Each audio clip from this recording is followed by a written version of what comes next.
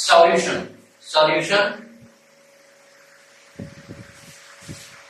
it is defined as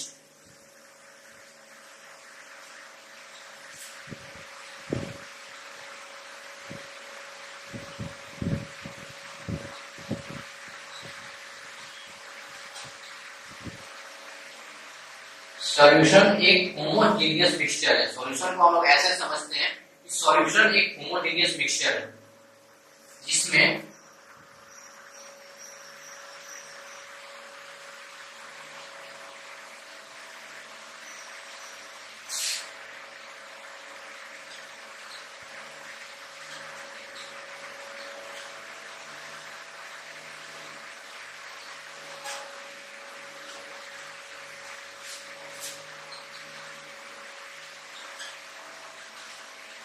जिसमें दो या दो से ज्यादा कंपोनेंट प्रेजेंट हो उसे सॉल्यूशन बोलते हैं। होमोजेनियस एक ऐसा होमोजेनियस मिक्सचर है जिसमें दो या दो से ज्यादा कंपोनेंट्स प्रेजेंट हो उसे हम लोग सॉल्यूशन बोलेंगे। चलिए अब हम लोग देखते हैं होमोजेनियस मिक्सचर हम लोग किसे बोलते हैं।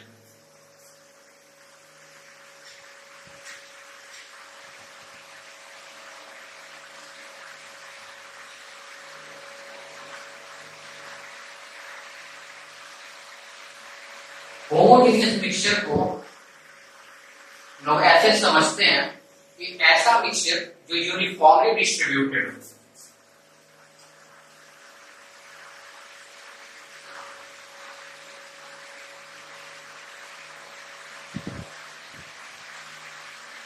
ऐसा मिक्सचर जिसमें पार्टिकल्स जो दो या दो से ज्यादा पार्टिकल्स जो यूनिफॉर्मली डिस्ट्रीब्यूटेड है। जैसे हम लोग देखते हैं यहां पे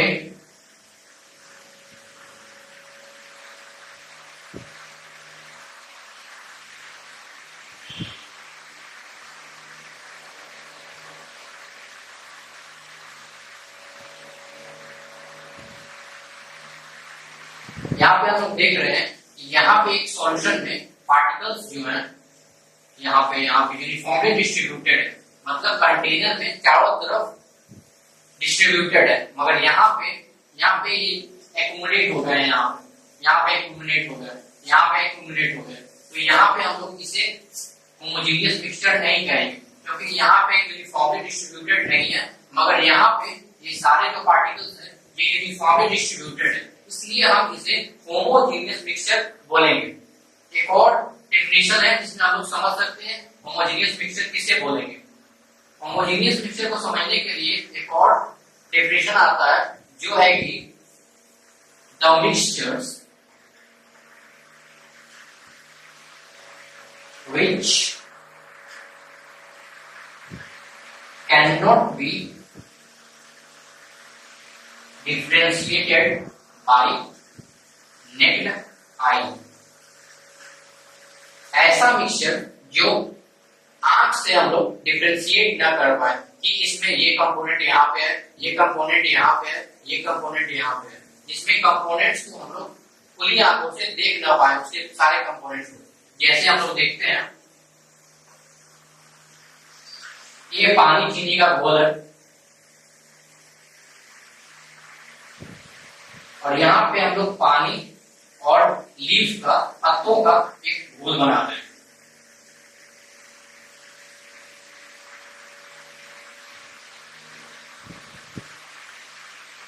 ये पानी और पत्तों का एक घोल हो गया, एक पानी और शुगर का एक घोल हो गया।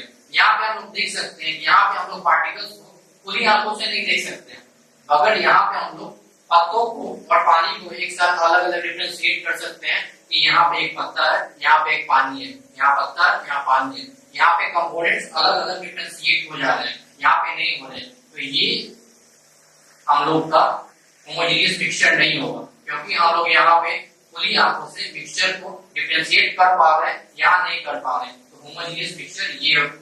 यहाँ पे ये दो टर्म है, बेसिक टर्म, जिससे हम लोग देख सकते हैं होमोजेनियस मिक्सचर क्या होता है। पहला ऐसे समझेंगे यूनिफॉर्मली डिस्ट्रीब्यूटेड हो, जैसे मतलब एक पूरे कंटेनर में यूनिफॉर्म डिस्ट्रीब्यूट हो, चारों तरफ डिस्ट्रीब्यूटेड हो, और एक ऐसा मिक्सचर जो खुली आंखों से हम लोग देख के उसे डिफरेंशिएट न कर पाए, जैसे ये पार्टिकल यहाँ है, ये पार्टिकल यहाँ है, ये पार्टिकल यहाँ है, ये पार्टिकल यहाँ है, उसे हम लोग होमोजेनियस मिक्सचर बोलेंगे। और उसी होमोजेनियस मिक्सचर को हम लोग सॉल्यूशन बोलते हैं, जिसमें दो या दो से मोर कंपोनेंट्स प्रेजेंट हो, दो या दो से ज्यादा कंपोनेंट प्रेजेंट हो, उसे हम लोग सॉल्यूशन बोलेंगे।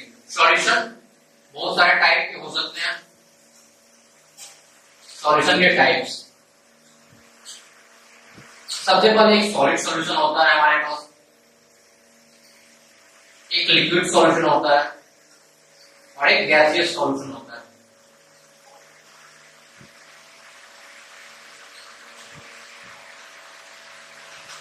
सॉलिड सॉल्यूशन देख के सब लोग सोचेंगे सॉलिड सॉल्यूशन, सॉलिड सॉल्यूशन भी हो सकता है, यस सॉलिड भी सॉल्यूशन हो सकता है। इसका एग्जांपल है, बहुत सारा एलॉय हम लोग देखे हैं जिसमें दो या दो मेटल्स को मिला के हम लोग सॉलिड बनाते हैं, जैसे स्टील, कोबाल्ट,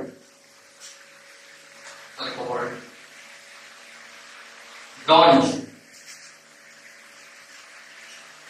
ये हमारे एलॉय का एग्जांपल है, ये सॉलिड सॉल्यूशन है। स्टील और ब्रॉन्ज ये सॉलिड सॉल्यूशन का एग्जांपल। लिक्विड सॉल्यूशन हम लोग देखते हैं, अल्कोहल वाटर को मिला दिए, मिथनॉल स्मोक को मिला दिए, ये लिक्विड सॉल्यूशन हम लोग पढ़ते आए हैं हमेशा से। ये गैसियस सॉल्यूशन, गैसियस सॉल्यूशन ऐसा सॉल्यूशन हम लोग नेचर में देखते हैं, ऐसा सॉल्यूशन एनवायरनमेंट में गैसियस सॉल्यूशन हम लोग देख रहे हैं। जैसे यहाँ पे एनवायरनमेंट में हम लोग N2 भी मिलता है, O2 भी मिलता है, इस सल्फर भी मिलता है, ये सब का मिक्सचर है हमारे एनवायरनमेंट में, उसे हम लोग गैसियस सॉल्यूशन बोलते हैं। सॉल्यूशन जनरली तीन टाइप का, solid solution, liquid solution, gaseous solution, इस सब के बारे में हम लोग आगे डिटेल में पढ़ेंगे।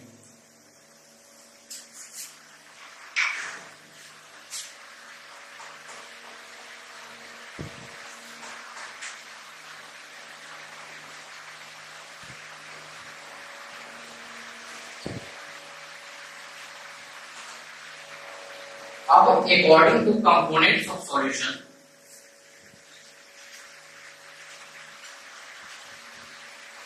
सॉल्यूशन के कंपोनेंट्स के अकॉर्डिंग हम सॉल्यूशन को डिवाइड करते हैं। सबसे पहला आता है उसमें बाइनरी सॉल्यूशन, जिसमें दो कंपोनेंट्स प्रेजेंट हो। दूसरा आता है टर्शियरी और तीसरा आता है क्वार्टरनरी, क्वार्टेनरी, जिसमें तीन कंपोनेंट हो और उसमें चार कंपोनेंट। हमारे सिलेबस में ये पढ़ना है बाइनरी कंपोनेंट को। बाइनरी कंपोनेंट हमारे सिलेबस में हम लोग बाइनरी कंपोनेंट को देखेंगे। बाइनरी कंपोनेंट में दो कंपोनेंट आते हैं, ठीक है, और दो कंपोनेंट होते हैं, एक होता है सॉल्वेंट और एक होता है सॉलिड। हम इसमें देखेंगे सॉल्यूशन जो है सॉल्वेंट प्लस सॉल्यूट दोनों के मिक्सचर से बना है। सॉल्यूशन जो है सॉल्यूट और सॉल्वेंट दोनों के मिक्सचर से बना है। आगे हम लोग डिटेल में देखते हैं सॉल्यूट किसको कहेंगे हम लोग और सॉल्वेंट किसे कहेंगे।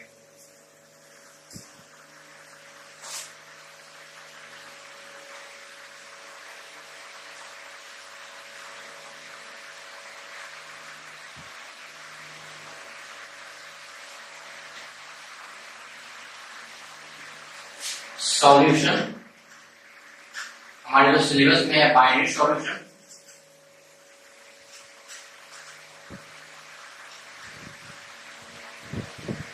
बाइनरी सॉल्यूशन दो कंपोनेंट्स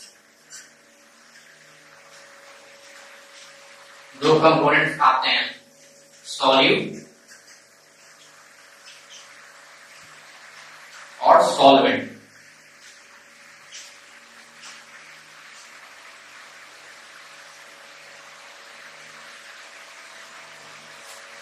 सॉल्यूट एक ऐसा कंपोनेंट है जिसमें जाके जो खुद डिजॉल्व हो जाए वो सॉल्यूट है, और जिसमें जाके कंपोनेंट डिजॉल्व हो जाए, दूसरा कंपोनेंट इसमें जाके डिजॉल्व हो जाए, वो सॉल्वेंट का आएगा, ठीक है, सॉल्यूट।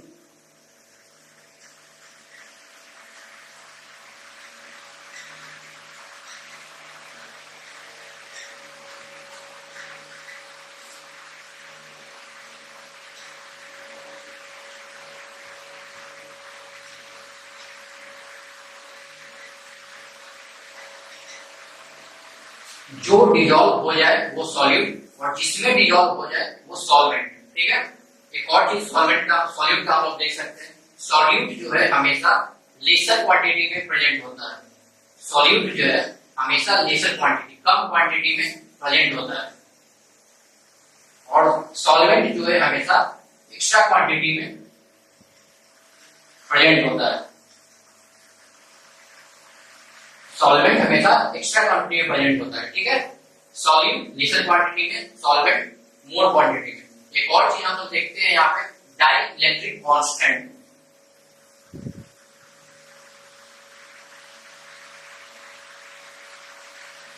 इंग्लिश का टर्म है die electric constant.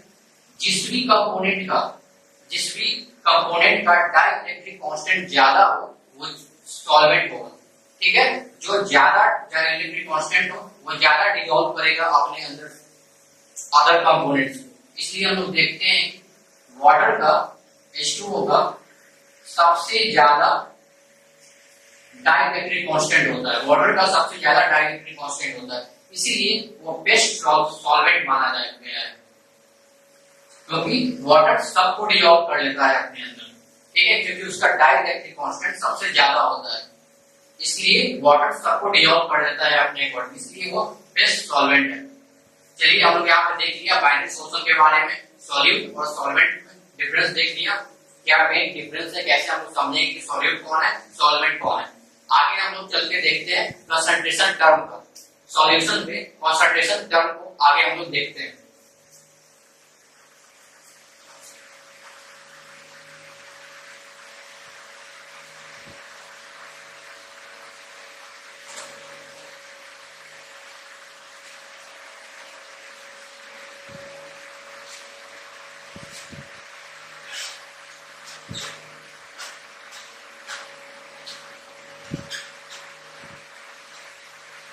Concentration term को हम लोग को देखना पड़ेगा इसमें समझने के लिए सॉल्यूशन में आगे।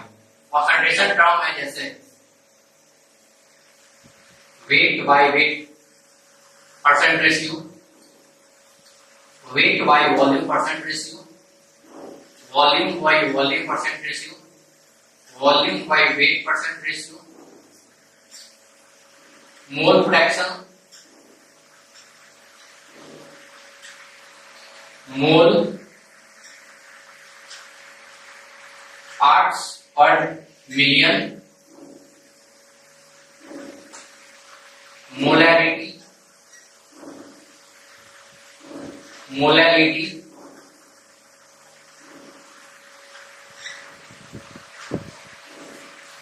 नॉर्मैलिटी,